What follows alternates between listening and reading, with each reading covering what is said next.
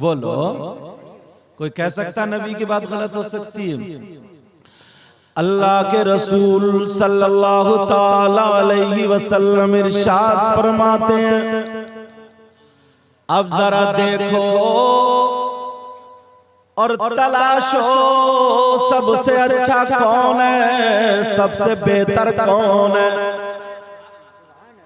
मैं नहीं, अगर मेरी बात मैं कहूं तो मेरी बात भी गलत हो सकती है, आपकी भी। तो फिर किससे पूछना है? नबी से पूछना है, आका से पूछना है। आका आप बताएं, आका आप इरशाद फरमाएं, सबसे बेहतर कौन है? कौन है पैसे वाला, दौलत वाला, मकान वाला, बात वाला, जिसकी कई कई गाड़ियां चल रही हो, कई कई एकड़ जमीन हो, रुपये पैसे टाइल्स पत्थर घर में सब कुछ लगा हो, मगर नबी से पूछो, आका फरमाते हैं खैरुकुम मन तअल्लमल कुरआन व अल्लमा, तुम में सबसे बेहतर वो है। नबी फरमा रहे जरा सुनो और मुसलमानों याद रखो, पूरी दुनिया गलत हो सकती है मगर आमना के लाल का फरमान गलत नहीं हो सकता। नबी फरमाते हैं खैरुकुम, तुम में सबसे बेहतर, सबसे बेहतर मन तअल्लमल कुरआन व अल्लमा, वो है जो कुरान पढ़ता और पढ़ाता है, कुरान सीखता और सिखाता है। अब जरा देखो मदरसे में मौलाना क्या करते हैं, ये देखो। मस्जिद में इमाम साहब बच्चों को पढ़ाते हैं या नहीं, मदरसे में कुरान पढ़ाते हैं नहीं। ये जितने स्टेज पर बैठे कुरान पढ़ते और पढ़ाते हैं। अब नबी ने फरमाया तुम में सबसे बेहतर वो है जो कुरान पढ़े और पढ़ाए। अच्छा, एक ही मर्तबा में दे दो, गिन गिन के क्या दे रहे हो? देना भी सुन्नत है, लेना भी सुन्नत है, मगर तरीका भी सुन्नत रखो। हमारे यहाँ पाकिस्तान से और पता नहीं कहां कहां से तरीके निकल के चले आए। पहले गांवों में ना, शहरों में ब्याह शादी में नाचने वाले लोग आते थे ना, तो उन पे नोट उछालते थे, इकट्ठे करे फेंक के मार दिए गाने वाली पे या नाचने वाली पे, ये यूं कर करके ऐसे रगड़ रगड़ के फेंक दिए। नहीं, ये तरीका नहीं। देना भी सुन्नत, लेन आराम से आओ, जो न पढ़ने वाला डिस्टर्ब हो न सुनने वाला डिस्टर्ब हो, समझे? दो, देना भी सुन्नत, लेना भी, मगर तरीका भी सुन्नत रख। मैं ये तहजीब के बता दूं ताकि समझ में आ जाए। मैं तुम्हारी दावत करूं और देसी मुर्गा बनाऊं, अब होठों पे ज़बान तो मत फेरो। अगर देसी मुर्गा बनाऊं वो भी देसी घी में, और बना करके तुम्हें बिठा दिया, दस्तरखान लगा दिया, डोंगा भरकर उठा के फेंक के मार दूं, तुम वाले खाओ, तो कहेंगे यार कितना बदतमीज इंसान है। इसलिए जो काम भी करो तो ढंग से करो, मगर ये भी मोहब्बत में आदि। इसलिए मैं ये मत समझिए कि सब मांग रहे हूं, ये कह रहा था कि एक ही मर्तबा में चुपके जाओ दे करके चले जाओ, मगर इनका इश्क बोल रहा था। और आला हजरत क्या बोले, ऐ इश्क तेरे सदके जलने से छुटे ससते। अगर इजाजत तो उठाऊं शेर को, किस किस की इजाजत, जरा बोलियो सुभान अल्लाह। ऐ इश्क तेरे सदके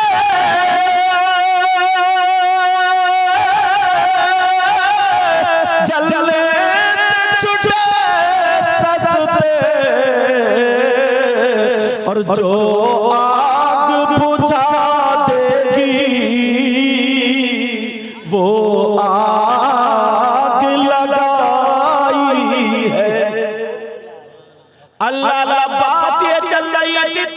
सबसे बेहतर वो जो कुरान पढ़े ये जितने उलमा और आलिमन और मुताल्लिमन का लफ्ज़ है, जितने उलमा मिंबर शरीफ पर बैठे इनको देखना। और मैं एक सवाल करता हूँ, आज के दौर में लोग मुनाफिक कितने हैं? सिफते निफाक जो है ना वो बहुत ज्यादा मिलेंगे, हाँ बड़े अच्छे हो, और पीछे बुराई मार देता है। बोलो है कि नहीं? पीछे कर देता नहीं कर देता। अब जरा ढूंढो तलाशो। मैं एक दिन पढ़ रहा था, बल्कि पढ़ा रहा था, तो हदीस शरीफ सामने आई, आंखों में आंसू आ गए।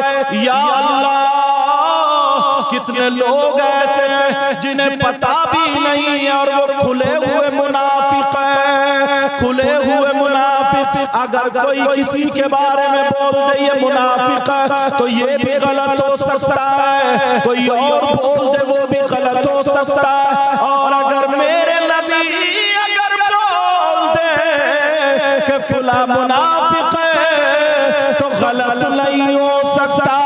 ओ लोगों सुनो, अब मैं हदीस पढ़ने के लिए जा रहा हूँ। क़ाला रसूलुल्लाह सल्लल्लाहु तआला अलैहि वसल्लम, ला यस्तखिफु बिहक़िहिम इल्ला मुनाफिकुन बैनुल निफाक़।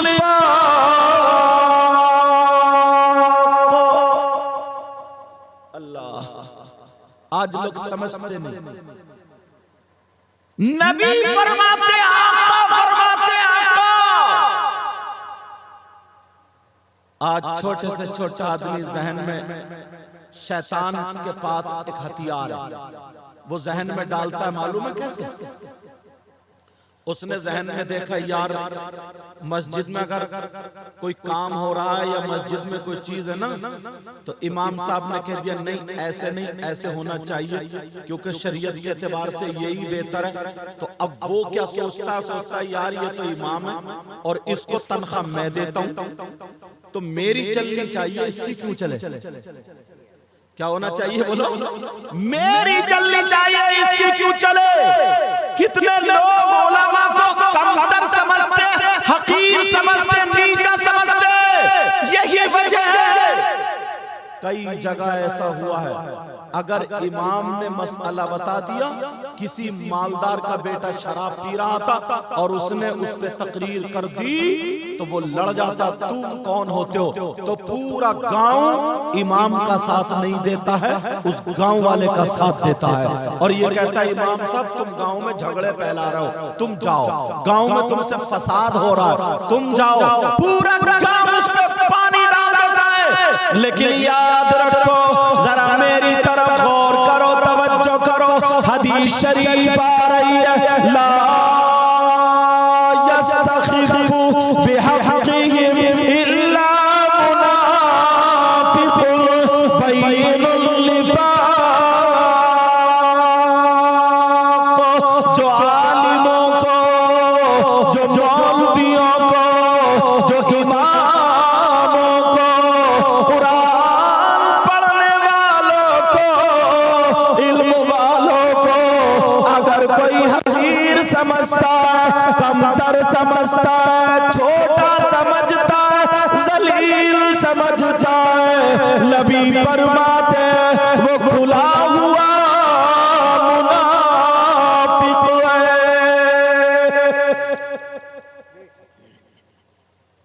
हाँ बेटा, वो कौन है बोलो?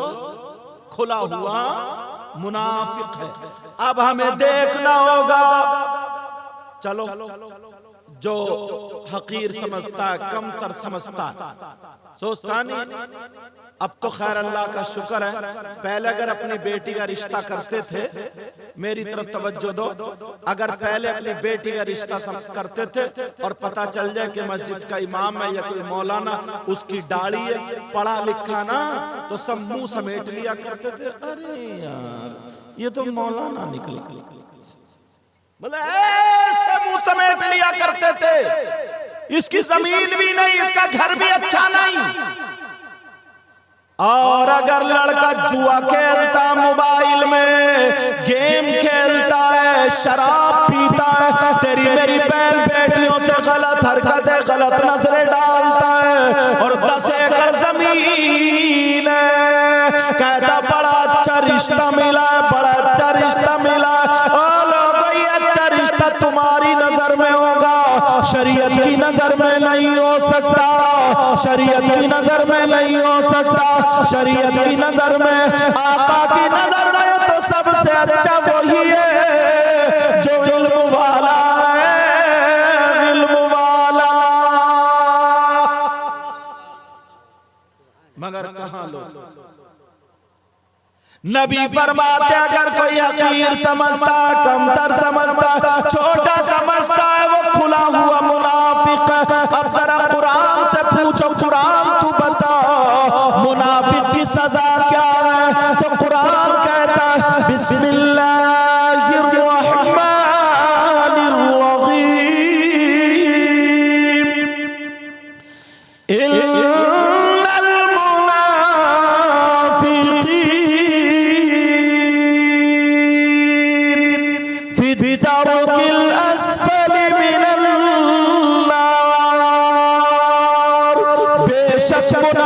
मुनाफिकीन जहन्नम के सबसे नीचे वाले तबके में रहेंगे। अब मुझे बताओ, ये हमें देखना होगा, सोचना होगा। अगर एक आलिम है वामिल भी, और वो उस पर अमल भी करता है, सुन लेना ये बात, और एक अनपढ़ इंसान है लेकिन बड़ा परहेजगार है, बड़ी नमाजें पढ़ता, बहुत सारी चीजें, वो पूरी रात बैठ करके तस्बीह पढ़ता रहे या खड़े होकर के नफल पढ़ता रहे, पूरी रात अल्लाह की इबादत करता रहे, और वो जो आलिम है, आलिम रब्बानी है, वो 1 मिनट लेट जाए और कुरान की किसी आयत से एक मसला सोच ले, फिक़ही एक मसला सोच ले, इसका 1 मिनट उसकी पूरी रात से अफजल व आला, 1 मिनट अफजल है उसका। ये इल्म वाले का मामला, इल्म वाले का। अल्लाह अल्लाह, तभी तो नबी ने मौलाए कायनात हजरत अली के ताल्लुक से फरमाया था, अला मदीनतुल इल्मी वालियुल बाबुहा, मैं इल्म का शहर हूं, अली उसका दरवाजा। औरतें इल्म से दूर है ना, इनके पास एक ही किताब है, उसका नाम है लाल किताब, उसी में से मसले निकालती हैं मन गढ़ंत और बयान करती हैं, इल्म से दूर होने की वजह। एक गांव की बात बताऊं, मालूम है जब उस गांव में बैंड बाजे से बारात चढ़ी ना, तो 2 औरतें ये जिक्र कर रही हैं, इन्होंने बारात तो चढ़ा ली, सही चढ़ाई, मगर सुन्नत तरीका छोड़ दिया। मस्जिद पे से ढोल बजाते हुए लाते तो सुन्नत तरीका होता। ये इनकी लाल किताब बोलती। ऐसे ऐसे आलम, अगर किसी का शौहर का इंतकाल हो जाए तो उसको इद्दत में रख दिया जाता है ना, तो बात औरत उसे मारने को छोड़ दी, मार दे, बेचारी को अंदर डाल देती है, अंदर डाल देती है, ना वो सर में तेल डाल सकती है, ना वो साबुन से नहा सकती है, कुछ भी नहीं। ये इनकी लाल किताब में। अगर इल्म होता तो पता होता, मगर इल्म दूर। नबी ने फरमाया अना मदीनतुल इल्मी वालियुल बाबुहा, मैं इल्म का शहर हूं, अली उसका दरवाजा है। अली को इल्म का दरवाजा बताया, जैसे ये मकान हो उसका दरवाजा। एक दिन अली के ताल्लुक से किसी ने हदीस सुनाई, अली मुस्कुरा करके कह दिए, लोगों सुनो, अगर तुम्हें मिलना नबी से तो अली से 2 मरतबा मिलना पड़ेगा। अगर नबी से कोई 1 मरतबा भी मिले ना, तो अली से 2 मरतबा मिलना पड़ेगा, वरना मिल ही नहीं सकते।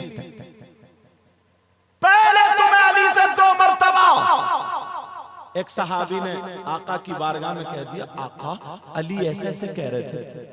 बोले अली इल्म वाला है, इसके पीछे कोई ना कोई बात होगी, बुलाओ अली को। अली आया, कहा अली तुमने ऐसे कहा? कहा जी। कहा क्या? कहा आप तो इल्म का शहर, जरूरत आप तो इल्म का शहर है और मैं उस शहर का दरवाजा। तवज्जो रखो मेरी तरफ, ये बात ना निकलना जाए। मकान में जाओगे तो कहां से जाओगे, और जब बाहर आओगे तो क्या मर्तबा दरवाजे से मुलाकात हुई? मकान में क्या मर्तबा गए? और नबी फरमाते हैं मैं इल्म का शहर हूं, अली उसका दरवाजा, अली उसका दरवाजा। फरमाते हैं मदीनतुल इल्म वालियुल बाब, अगर नबी से एक मर्तबा मिलोगे तो अली से 2 मर्तबा मिलना पड़ेगा। ऐसे मगर हमारे यहाँ इल्म तो है नहीं। अभी ज्यादा दिनों की बात नहीं, आज ही मैं फातिमा में गया था, मालूम है नमाज जनाजा का मामला। हजरत नमाज जनाजा पढ़ाई, उनकी ख्वाहिश थी कि हजरत पढ़ाते, होता है नमाज पढ़ाने बहुत सारे लोग, इतने मुसाफिर समझो कोई बात नहीं। नमाज पढ़ाने खड़े हुए सारे नमाजी, पीछे जनाजा आगे तो देखे तो 8-10 उधर कान खुजा रहे हैं, 10-15 उधर कान खुजा रहे हैं। मैंने कहा, दिल में सोचा ये मुसलमान नहीं है, ये भी नहीं है। और जब मुझसे मुसाफा करने का आया तो इतनी तेज भागे वो मुसाफा करने। मैंने कहा नमाज पढ़ता नहीं, वो मुसाफा करने आ गया। वो जो नमाजी थे उनको भी धक्का दे रहे थे। तुम्हारे यहाँ भी ऐसा होता, नमाज जनाजा होती है, सब नमाज पढ़ते, 2-4 तो रह जाते हैं और ज्यादा रह जाते। इनके नमाज याद, ये मुफ्ती है साहब, ये आलिम साहब। और वैसे चौराहों पे इतने फतवे के मत पूछो, फतवे झाड़ते इमाम साहब को भी अटकाए पाए। और एक बात और मैं अपनी तकरीर में कहता हूं, तुम लोग ना सबसे ज्यादा सस्ता इमाम को लाते हो, बिल्कुल सस्ता मिल जाए, जो 5000 में 6000 में बिल्कुल मरा कुचला, समझ रहे, जिसके पीछे पता नहीं नमाज हो भी रही है या नहीं भी हो रही है, बस तुम्हारा काम। अच्छा आदमी रखो, तुम कपड़ा पहन रहे हो तो अच्छा ला रहे हो, टोपी ला रहे हो तो अच्छी ला रहे हो, सारी चीजें अच्छी ला रहे हो, मगर जहाँ नमाज का मामला कोई पता नहीं है। कई एक के पीछे हमने नमाज पढ़ी है, वो लोग हमें नहीं पहचान पाए, टोपी कुर्ते में पहुंच गए, तो कई एक के पीछे नमाज दोहरानी पड़ी। मैंने कहा ये पूरे गांवों की नमाजें बर्बाद कर रहे हैं। इसलिए जो तुम्हारे इलाके में बड़े मुफ्ती साहब हो, उनके पास ले जाओ, कहो हजरत हम इनको अपनी मस्जिद में इमाम रखना चाह रहे हैं, इनसे बातचीत कर लो, इनसे सुन के देख लो, पूछ के देख लो, अगर नमाज पढ़ाने के लायक है तो हमें हाँ कर दो, वरना दूसरा इंतजाम कर लेंगे। तुम अपना मकान बनाते हो तो मशवरा लेते हो नहीं लेते हो? इंजीनियर को रखते हो नहीं रखते हो? वो कहता जीना यहाँ बनेगा, किचन यहाँ बनेगा, मकान यहाँ, ये सारी चीज होती नहीं होती। अब तुम्हें तो पता नहीं है, तुम्हें तो ये मालूम है लहरें कौन ज्यादा मार रहे हैं, आवाज किसकी अच्छी है, तुम्हें क्या पता कहाँ कौन के बिल्कुल जड़ से खत्म कर रहा है। समझ रहे हैं ना मेरी बात? इस चीज पे ज्यादा, लेकिन तनख्वाह अच्छी रखो, अच्छा पढ़ने वाला, अच्छा एकदम। कई जगह पता ही नहीं है उसे के साथ वुजू है कि नहीं है, क्या है कि, फिर रोते फिरते कि फला इमाम ने उस गांव में कांड कर दिया, फला जगह उसने कांड कर दिया। जब तुम मरे कुचले लाओगे तो यही तो होगा। ऐसा लाओ जो अल्लाह से डरने वाला हो, ऐसा लाओ जो कामयाब हो। लोगों अपने अंदर एक दूसरे की मदद का जज्बा पैदा करो, जज्बा पैदा करो मदद का। मगर लोग बिल्कुल हटते जा रहे हैं, बिल्कुल हटते जा रहे हैं, बिल्कुल हटते जा रहे हैं। अगर रोशनी पैदा करना है तो इल्म हासिल करना पड़ेगा। अब तुम सोच रहे हो यार हमारी उम्र निकल गई, हम मदरसे में पढ़ने कहाँ जाएं, कैसे? मैं रास्ता निकाले देता हूँ। बता दूं, लेकिन रेडी रहोगे, तैयार रहोगे? वो रास्ता तुम्हारे पास मोबाइल, वो रास्ता क्या तुम्हारे पास? मोबाइल। मगर यार ये भी एक खतरा है। पहले जो तुम्हारे इलाके के अच्छे मुफ्ती साहब है ना, उनसे पूछ लियो कि हजरत किसका बयान सुने, किससे हम पढ़ें, किससे क्या करें, वरना ऐसे ऐसे नाटक हो रहे आ रहे हैं उसमें निकल इतना रो रहा है वो, इतने उल्टे सीधे, और इतना बड़ा कमबख्त है वो, ईमान लूट रहा है, ईमान। सही बता रहा हूँ। पता तुमने कभी फिल्म देखी होगी, मूवी देखी होगी, तो तुमने देखा होगा वो छतों पे से गिर जाए, बम अगर फेंक दो तो कितने मर जाते हैं, लेकिन सच में कोई मरता?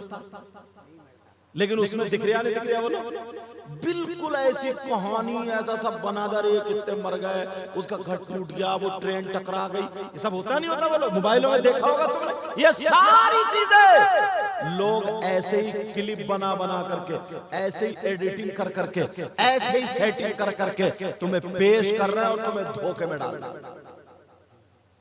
तुम्हें धोखे में डाल रहे हैं। इसलिए अपने आप को बचा करके रखना। जो इलाके का मौलाना, एक मिसाल तुम्हें दे दूं ताकि तुम्हें पता चल जाए कि यार हम कैसे माने।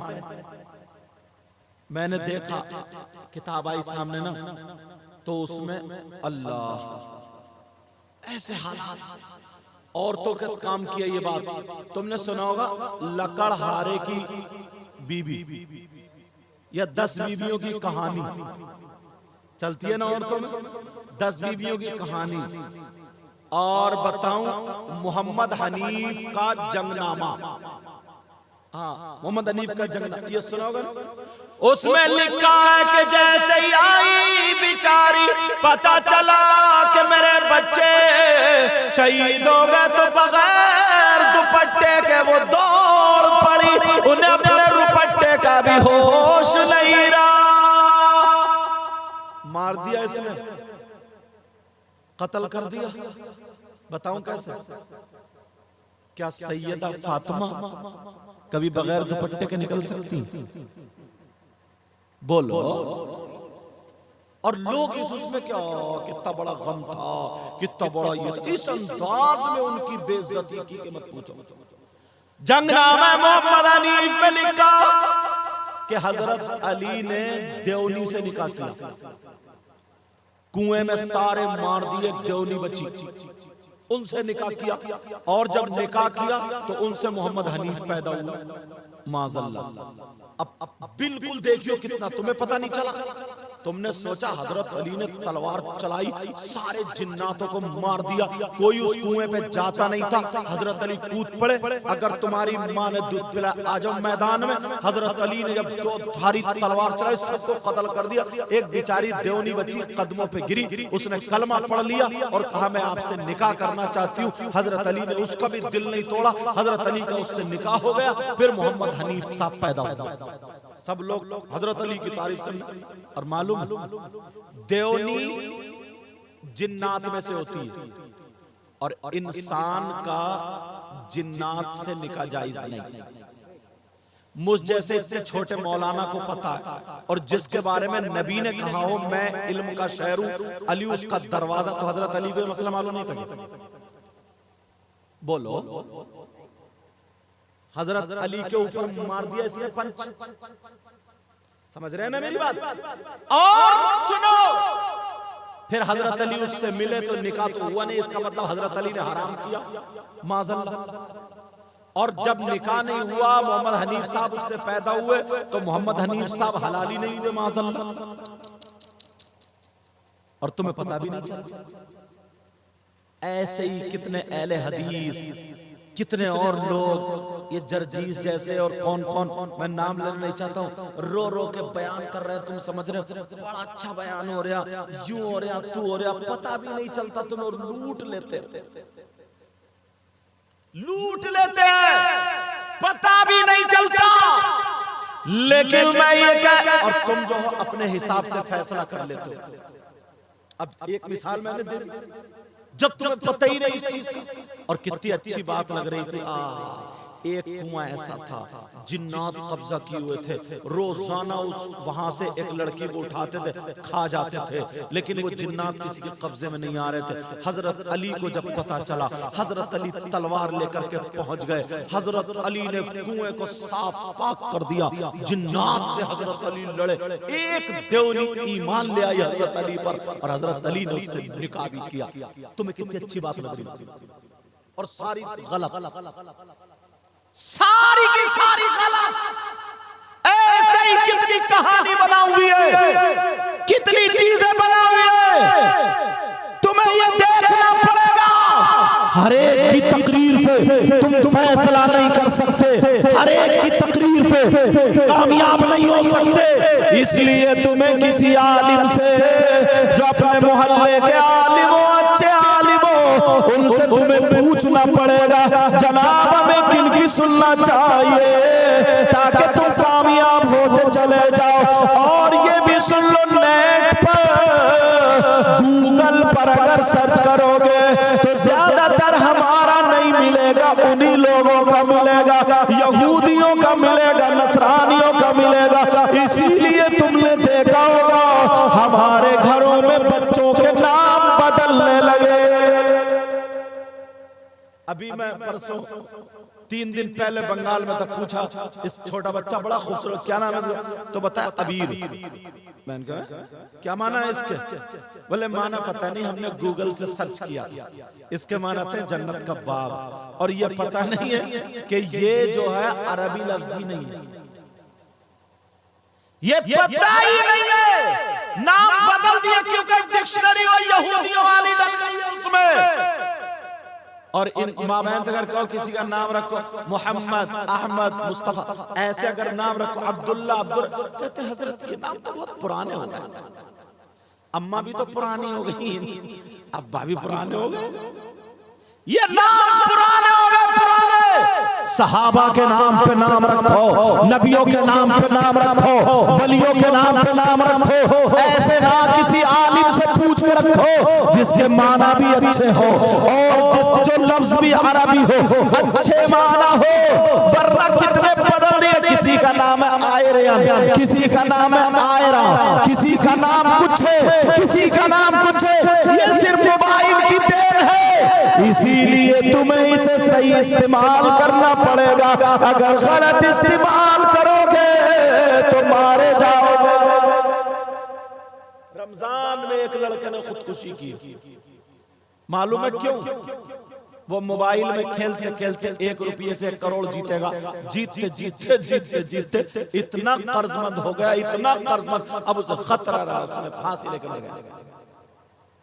ये मोबाइल के जरिए कितने लड़के मोबाइल के जरिए गेम खेलते खेलते कि इतने तुम्हारे मोबाइल में आ जाएंगे, इतने उसमें आ जाएंगे। बोलो होता या नहीं होता? इस तरीके की बातें डाली जा रही है। लोगों, तुम्हें जीने का कुछ मकसद है, तुम्हारा मकसद ये है तुम अपने बाप की लाठी बनो, तुम अपनी माँ का सहारा बनो, तुम अपने भाई का सहारा बनो, अपने पड़ोसी का सहारा बनो, अपने हालात को देखो ताकि लोग कहे कि फलाने का बेटा बहुत अच्छा है। अगर ऐसे ही सब बनते होते तो सबसे पहले जिसने बना के डाला होता वही तुम्हें फंसाया जा रहा है, तुम्हें घेरा जा रहा है।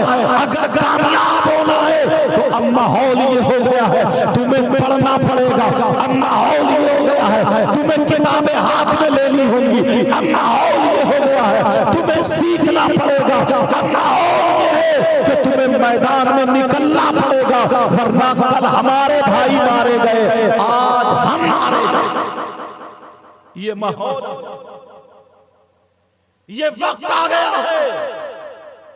अल्लाह मदद करने की बात आ गई है तो सुन, कहां कौन किसकी मदद करता? मदद कायम करेगा मालूम है? अगर कोई गुटखा खाने वाला है तो और बच्चों के सामने गुटखा निकालेगा, उसमें मिलाएगा, खाएगा, ताकि उनकी भी आदत बने। और ये माँ अगर पान खा रही है, छोटी पोती या नवासी अगर बराबर में, तो छाली का थोड़ा सा टुकड़ा, पान का थोड़ा सा कोना तोड़ के उसके भी मुंह में रख दे, जैसे कलमा सिखा रही है। जैसे उसको शरीयत की कोई बात बता रही है। अब वो बच्ची खाती गई, छोटी सी बच्ची, वो पाली छाली कुटर कुटर चबा रही है, पान का वो टुकड़ा मुंह में लिए घूम रही है, फुफ्फो भी हंस रही है, खाला भी हंस रही है, सारे लोग हंस रहे हैं, देखो कितने अच्छे लग रहे, और दादी भी मुंह फाड़े पड़ी है, दादी भी मुंह फाड़ के खिला रही, कोई भी अच्छी तरबियत देने के लिए तैयार नहीं है। आज अगर हदीसों की बातें बता दो, आज कुरान की बातें बता दो, आज ये बच्चा तुम्हारे यहाँ आलिम बन करके आया, ये आलिम बन करके आया, आलिम कौन होता है?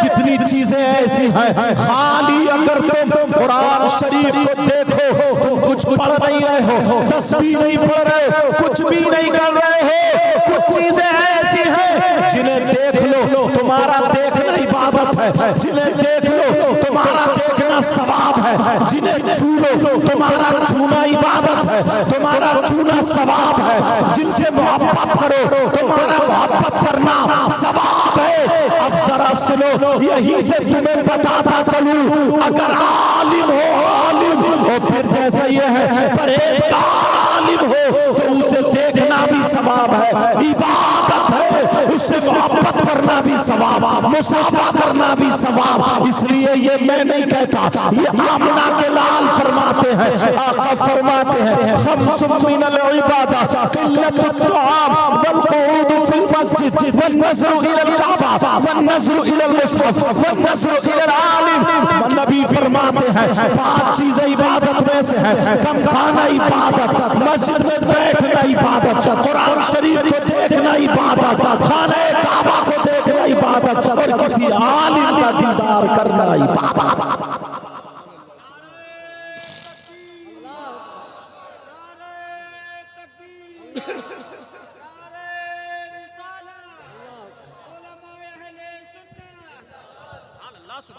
मगर कहाँ इल्म की बात आती है तो लोग नहीं देखते, नहीं सुनते। इल्म से ही सारे फैसले होते हैं, इल्म से ही। अगर बच्चियों को इल्म होगा, माँ को इल्म होगा, बहन को इल्म होगा, भाइयों को इल्म होगा, तो इसका कदम शरीयत के खिलाफ नहीं उठेगा, शरीयत के खिलाफ।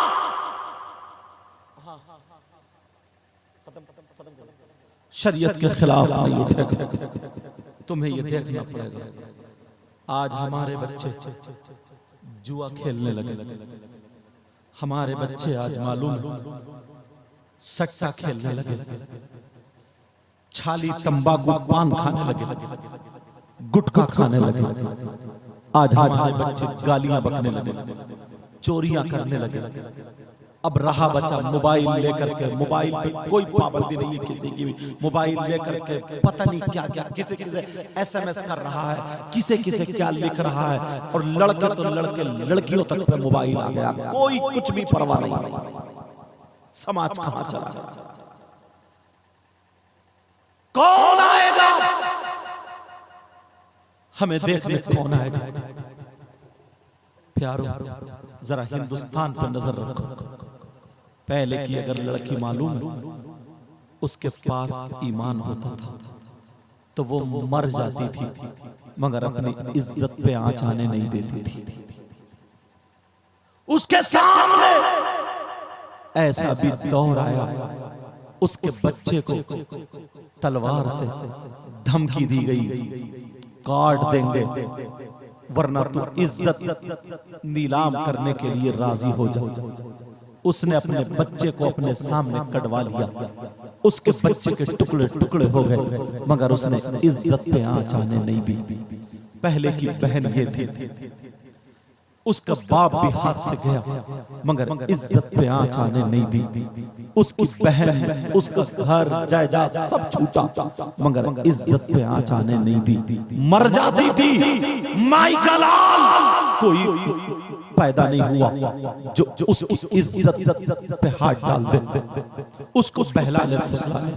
और अब नियतें इतनी खराब हो गई, नियतें इतनी बिगड़ गई हैं। कई कई बच्चों की माँ है, मगर फिर भी मोबाइल में उल्टी सीधी बातें पकड़ी जा रही हैं। कई कई बच्चों की माँ अगर शौहर सऊदी अरब चला गया या 1 साल के लिए कहीं चला गया, इससे इतना सब्र नहीं होता, उसकी बातें सुनने मिल जाती हैं, उस पे लोग कौवों की तरह ताकने लगते।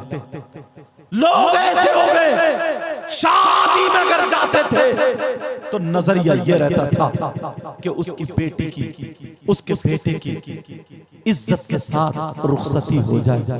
और अब अगर 10 लड़के जा रहे हैं तो अपने बाल पहले संभालेगा, अपने कपड़े पहले संभालेगा, गले में चैन डालेगा, हाथ में चैन पहनेगा, अपने आप को बना सवा करके तैयार करके काय के लिए जा रहा, दूसरों की बहन बेटियों को तकने के लिए जा रहा है। शादी में जाकर के तकना शुरू कर देता है। अब इसे न बाप की शर्म है, 2-4 लफंगे खड़े होकर के एक तरफ खड़े होकर के मोबाइल ले लिए हैं, आईफोन ले लिए हैं, मोबाइल दिखा रहे हैं, इशारेबाजी शुरू हो गई है।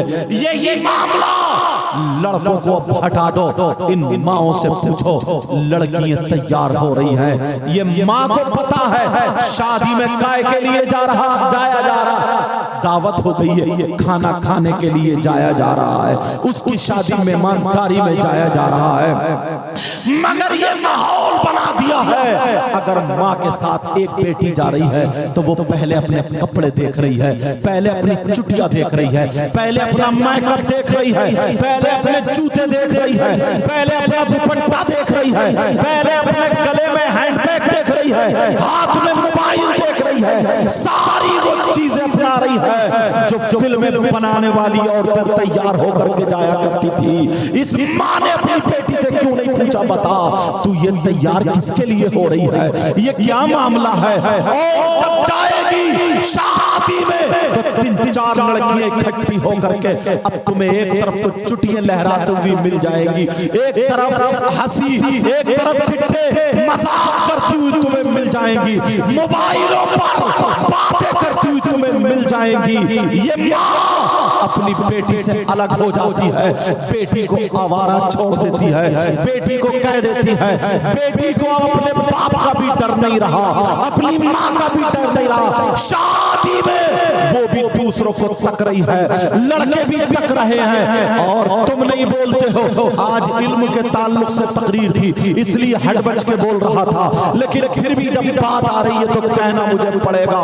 ये कान खोल कर सुन लो, सारे गांवों के लड़कों को पता है कि फलाने की लड़की किससे प्यार करती है, फलाने की लड़की किससे मोबाइल पे बातें करती है, फलाने की लड़की का बॉयफ्रेंड कौन है, और उसको पता है उस लड़के की गर्लफ्रेंड कौन है। अगर एक दूसरे से बातें करने लगे तो उनमें लड़ाई हो जाती है कि तुझे पता नहीं है, शर्म आनी चाहिए, टूट के मर जाना चाहिए, और कहते हैं ये मेरी है, ये तेरी है। ये बंटवारे शुरू हो गए हैं। बोलो है कि नहीं ऐसा?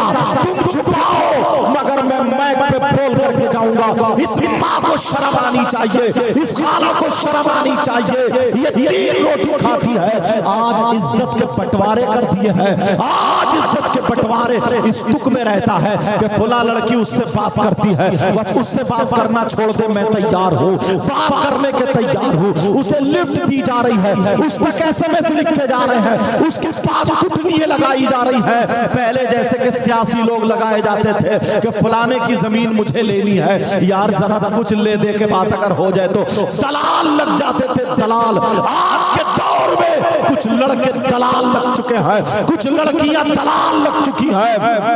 अगर ये देख लिया है कि इसकी बात इसकी चच्ची से है तो उसकी चच्ची को रुपये पैसे दे करके या उससे मीठी मीठी बातें करके उसकी चच्ची को दलाल बना लेता है, कहीं बड़ी बहन को दलाल बना लेता है, कहीं किसी को दलाल, ताकि ये लड़की मेरे झांसे में आ जाए। शर्म आनी चाहिए कि तुम्हें इसलिए पैदा किया गया है। जरा मेरी बात ये सुन लेना, और मेरी बहनों तुम भी सुन लेना, भाइयों तुम भी सुन लेना। कब तक ये चलेगा? क्या बेटियों को इसीलिए पैदा किया गया था? ये माँ शादी में सजा सजा के लेके जा रही है। इस माँ को पता नहीं है मेरी बेटी सिंगार दान के सामने 1 घंटा खड़े होकर के कभी चुटिया इधर से देख रही है घूम के, कभी इधर से देख रही है करवटें कैसी लग रही है मेरा, फिर एक दूसरे के कपड़े नपाए जा रही है। अब जब ये चलती है तो ऐसे दुपट्टे पकड़ लिए फैला फैला के हरकत चल रही है। ये माँ भी कुछ नहीं बोल रही है, बाप भी कुछ नहीं बोल रहे हैं। ये यहूदियों का तरीका था, तुम्हें मालूम है ईसाइयों का तरीका था।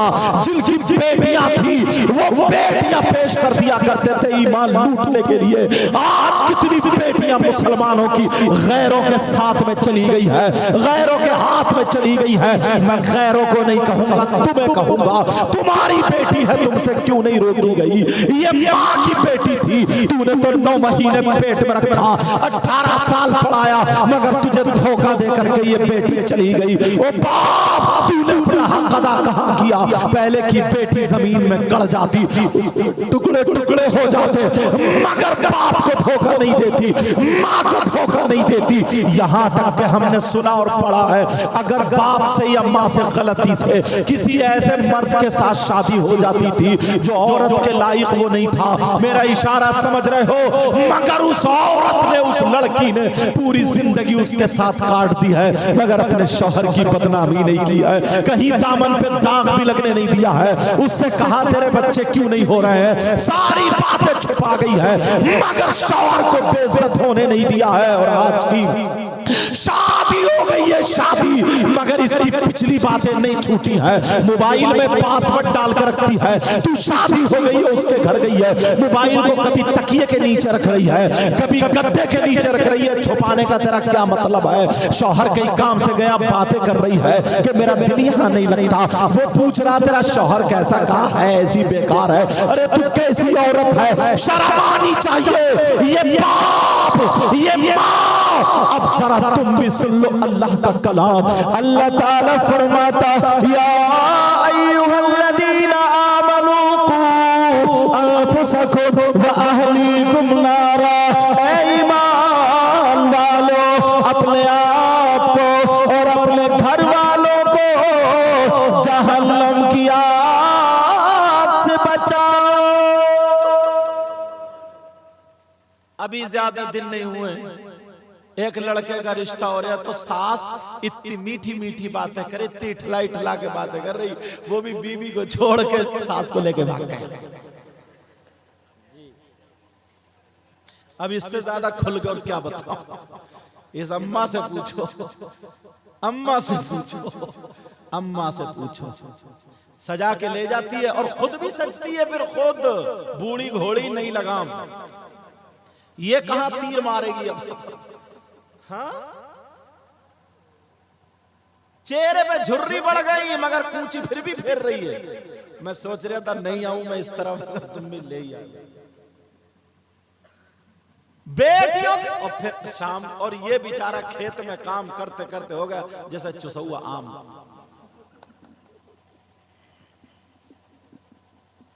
ये बेचारा। और सुनो, अब शाम को जब आए तो मानो कैसी तारीफें मार रही, कह रही है सुनने, आज पूरा गांव हमें ही देख रहा था माँ बेटियों को। अच्छा, शर्म नहीं आई? डूब के नहीं मरा गया, जहर खा लेती। पूरा गांव हमें देख रहा था। क्या तुम ताजमहल हो क्या? सोचो जरा। कह रही अच्छा फिर क्या हुआ? अरे पूरा गांव, और औरतें तो ये कह रही थी ना कि ये माँ बेटी लगी नहीं रही है, बहने बहने लग रही है। ये बुढ़िया, ये अधेड़, डूंडे सींग वाली, क्या अब ले संभालो नोट। ऐसे हालात अभी मोबाइल में देखा होगा, कर रही है बेटी के लिए बात कर रही है, अपने लिए। वो बेचारा बात करते करते बेटी का रिश्ता हो गया, वो रखी रह गई दुल्हन और सास भाग गई। अब उसने कह दिया 10 साल तक इंतजार करो। क्या दिन आ गए, क्या देखना पड़ा, कैसे हालात जो गैरों में होता था आज हम तक पहुंच चुका।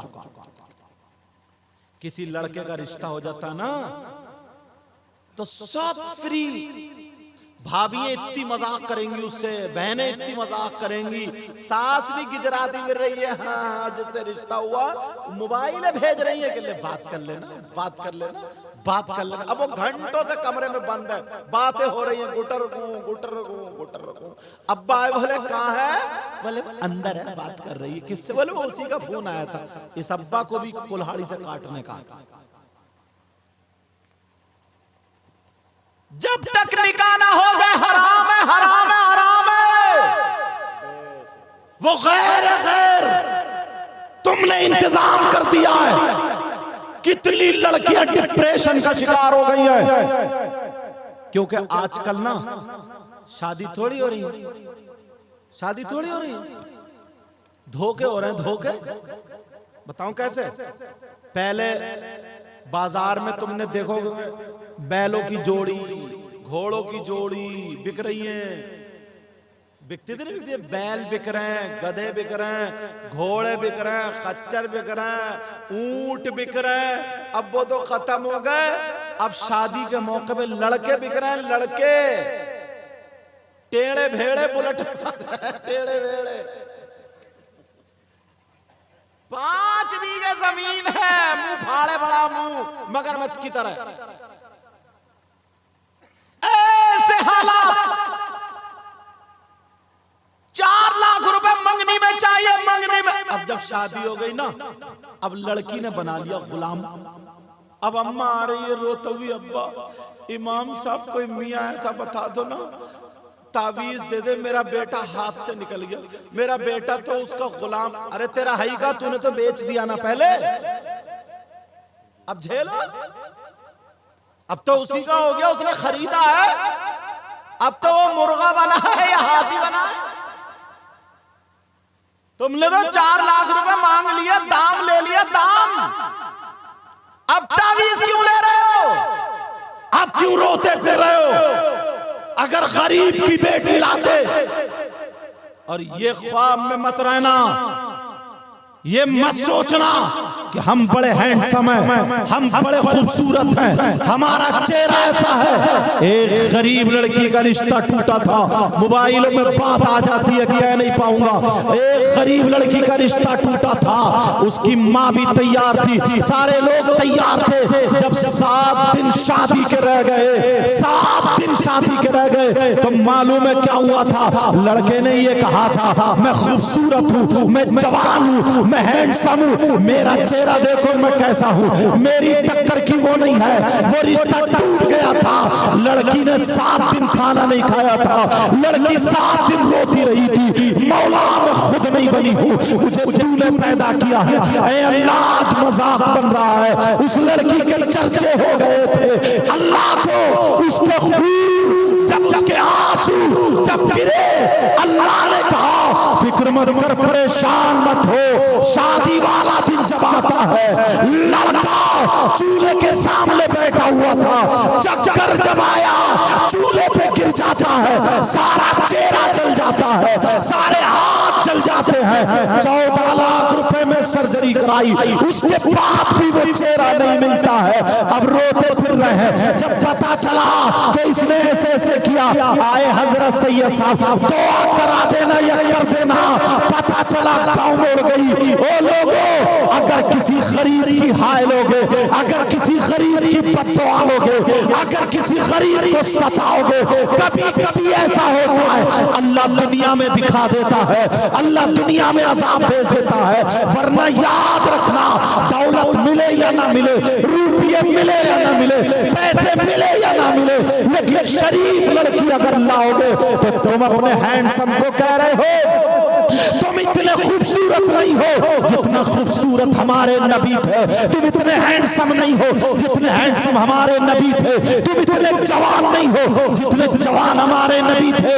हमारे नबी तो वो है, यही बोले सिदरा वाले, चमने जहां के थाले, सभी मैंने छान डाले, तेरे पाए का न पाया।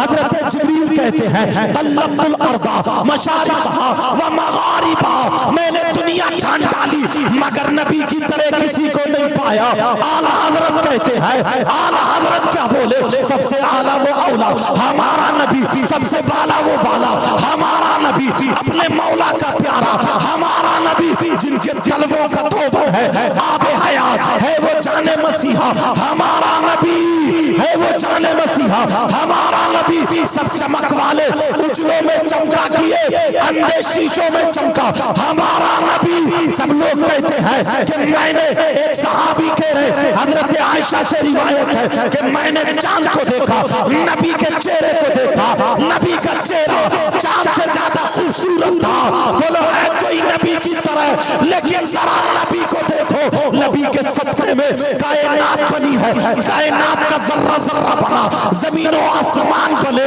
ये सब कुछ बना। बरेली के इमाम बोले जमीन और समा तुम्हारे लिए, मकीनो मका तुम्हारे लिए, चुनीनो चुना तुम्हारे लिए, बने दो जहां तुम्हारे लिए।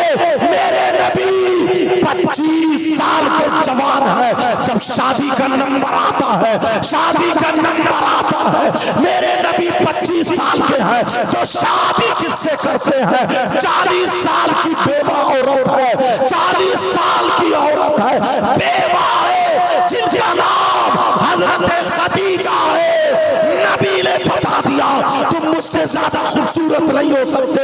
अगर तुम ये कहते हो हम नबी का दामन नहीं छोड़ेंगे, ये कहते हो ये मेरे नबी की शान, बच्चा बच्चा कुर्बान, तो तुम्हें देखना पड़ेगा मेरे नबी से खूबसूरत नहीं, लेकिन शादी करते हैं तो 40 साल की बेवा हजरत खदीजा से शादी करके दिखा।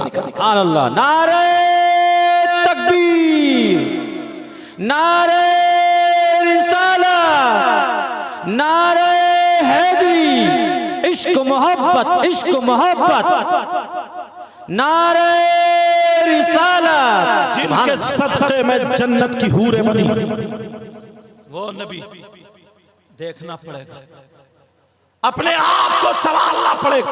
अब शादियों में बाज लड़का ना, सुन लो ये जुमला थोड़ा कड़वा है तुम्हारे लिए, मगर याद रखोगे। बाज लड़का ना ऐसा जबान लपाता फिर रहा जैसे बौराना कुत्ता। इससे ज्यादा बड़ी गाली अब मैं नहीं दे सकता। तुम्हें मालूम है कैसे हालात, सोच रहे हो कि हजरत कैसी बात कर रहे हो यार। हाजी जी का ख्याल नहीं, इमाम साहब का ख्याल नहीं, नमाजियों का, ऐसा भागा फिर रहा, ठोकरे मारते हुए ऐसा ताक रहा, झांक रहा जैसे बौराना कुत्ता नहीं घूमता। तुमने देखा होगा बाज लड़के जैसे बौराना कुत्ता। शर्म आनी चाहिए। पहले के लोग कितने प्यारे थे, कितने अच्छे थे, कितने भोले भाले थे। नबी फरमाते निकाह मेरी सुन्नत है, मगर आज सब कुछ बिगाड़ के रख दिया। लड़कियां जाई शादी में अपने ऐसे कपड़े पहन के, हैंडबैग डाल के, चुटियां पुटियां करके, ये सब करके जाई इसीलिए रही है ताकि कोई हमें देखे। तो मानो या मत मानो। और लड़के भी, सब नहीं है, सबकी बात नहीं कर रहे हो, लेकिन ज्यादातर लड़के भी जो बन संवर के हुआ। और हाँ अब करा रहा है फेशियल। पहले लड़की कराती थी, एक नाई की दुकान में गए तो मुंह पे वो लोग ऐसे बैठा था, फिर उसने भी क्या लगाया ना, वो खीरे होते ना, खीरे हम लोग जो सलाद खाते तो खीरों के टुकड़े लगे हुए हैं, टुकड़े। मैंने कहा अल्लाह ये कौन सी सर्जरी हो रही है, वो टुकड़ों से खीरे से रगड़ रहा, खीरे। और ये सोच रहा आज मैं हो गया पूरी दुनिया में सबसे ज्यादा खूबसूरत। कौए के परों पे अगर चूना लगा दो तो क्या वो कबूतर हो जाएगा? बताओ मुझे। कौआ चला अपनी चाल और हंस की, कौआ चला हंस की चाल, अपनी चाल भूल गया। अल्लाह, अब जरा सुनो,